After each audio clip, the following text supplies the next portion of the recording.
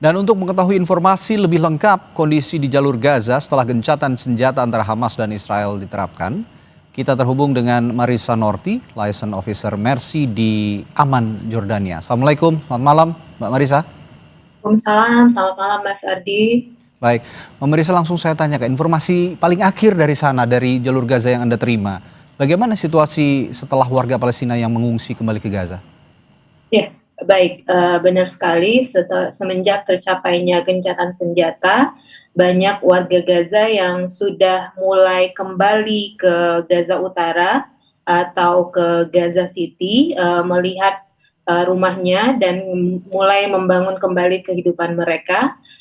Dan situasi saat ini sebenarnya tentara Israel hanya mundur pada garis yellow line aja sesuai dengan Trump's plan, yaitu masih menduduki kurang lebih hampir 60% wilayah Gaza.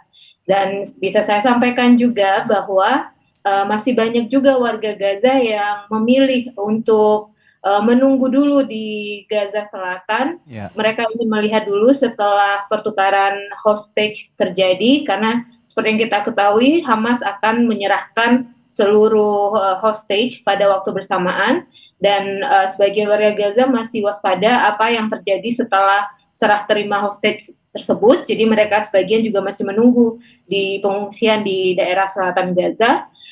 Dan untuk situasi keseluruhan di Gaza sendiri relatif aman, sudah tidak ada serangan udara, akan tetapi terjadi security incident di daerah Beit Lahia, yaitu daerah Jabalia, Northern Gaza, itu cukup dekat dari Indonesia Hospital. Nah, security incident ini terjadi antara geng yang terdiri dari geng backup Israel, ya, bukan tentara Israel yang hadir langsung, tapi geng dari Gaza sendiri yang di backup oleh Israel. Terjadi penembakan terhadap staf security rumah sakit di salah satu rumah sakit di Gaza Utara. Dan ya, untuk situasi di pasar sendiri, kebutuhan bahan pokok saat ini masih sayur saja yang tersedia dengan jumlah yang cukup lumayan daripada sebelumnya. Akan tetapi untuk protein seperti telur, daging, dan ayam tidak tersedia di Gaza hingga saat ini. Begitu. Ya, bahwa ada informasi, Mbak Marisa, ada 250 pergerakan massa warga Gaza yang masuk kembali ke jalur Gaza setelah adanya gempuran dari Israel dan mereka mengungsi. Itu artinya kalau mengacu pada keterangan atau informasi yang Anda sampaikan tadi, yang 250.000 ini belum sepenuhnya masuk semua berarti ya ke wilayah Gaza karena menantikan perkembangan pertukaran tahanan itu tadi ya? Ya, baik. Ya, bisa saya klarifikasi di sini. Perpindahannya itu dari Gaza Selatan ke Gaza Utara atau Gaza City, ke wilayah-wilayah yang tidak ada tentara Israelnya. Jadi belum semua wilayah Gaza Utara juga bebas dari pendudukan tentara Israel, karena sesuai kesepakatan Israel hanya mundur hingga yellow line yang itu masih menguasai 60% wilayah Gaza. Seperti itu, Mas Adi. Tapi begini, kalau kita bicara Gaza secara keseluruhan, jalur Gaza secara keseluruhan, Israel ini kan membombardir Gaza dengan sporadis, dengan masif. Bahkan tidak hanya fasilitas medis misalnya, rumah-rumah mereka, rumah-rumah warga Gaza juga rata dengan tanah. Nah, jika massa ataupun warga Gaza ini kembali ke tempat mereka dengan kondisi rumah mereka sudah luluh lantak, lalu bagaimana mereka berlindung, di mana mereka akan tinggal kira-kira?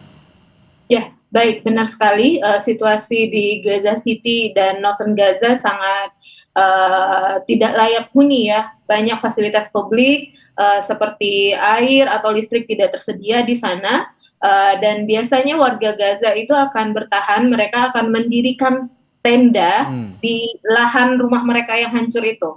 Jadi mereka akan mencari satu dataran yang cukup nyaman untuk mendirikan tenda, mereka akan tinggal di sana dan mulai membangun fasilitas mereka masing-masing. Dan untuk air, mereka akan mencari sumber apa yang masih tersedia, dan mereka akan mencoba merenovasi sesuai kemampuan mereka. Dan oleh karena itu sangat diperlukan bantuan kemanusiaan yang sangat masif masif ya Ya. untuk memulihkan kehidupan warga Gaza kembali seperti itu. Oke, bicara bantuan kemanusiaan yang sebenarnya dari kemarin juga informasinya cukup masif ingin didistribusikan ke jalur Gaza.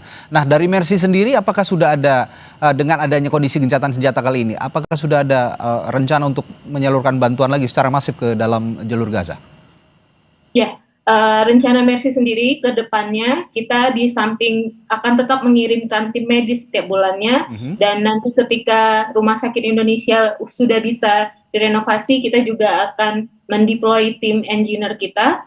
Dan kemudian untuk bantuan makanan saat ini kita masih mencoba, karena kita butuh cepat menyalurkan, kita membantu dengan membeli dari dalam Gaza. Tapi kedepannya kita sudah memiliki rencana, kita sudah memiliki logistik yang saat ini antri di Aman untuk suplai medis bagi rumah sakit di Gaza. Dan kedepannya tentu saja akan banyak bantuan medis atau non medis lainnya yang akan kita kirim ke Gaza.